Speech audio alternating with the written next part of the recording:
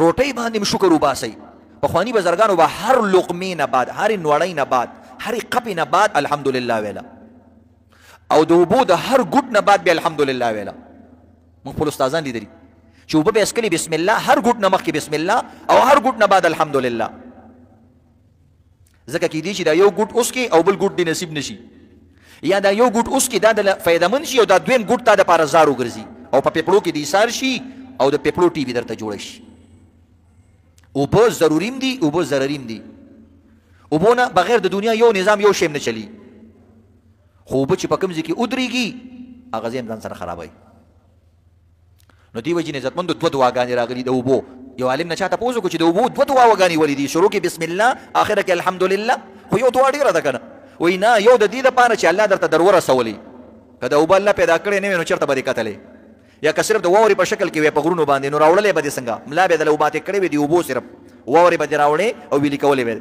نو بسم الله په دې ووایه چې خدایه پاکه ستا په نوم راورسېده. زمونږ په واک کې خو صرف د اوبه پیدا کول هم نشته، بیا به دې څه کول؟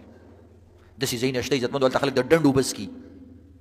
بلکې سعودي عرب غوندې ملک وګوره څومره ترقي یافته ملک دی، هلته زمونږ د دې اوبو په شان اوبه نشته. منرل واټر دي خو داسې اوبه نشته. یاره دې خوا دې زمونږ ملک کې بعض یو څو ته لاړ شه ترخي اوبه دي، سوچ کوه. او الحمدلله به د دې وجې نه وې چې اوبه دې په بدن کې واپس ایثاري نشي، ټامبه نشي. که د اوبه د نه ونه وتلې او در کې ایثارې شوې نو کار دله ګوري. نو دا دویم ځل الحمدلله به دې وجې نه وې چې خدای پاکه ستا ډېره شکریه ادا کوم. یا الله دا اوبه خو مې اوس کلي، دا خو نعمت خو اوس واپس وتلی هم لوی نعمت دی.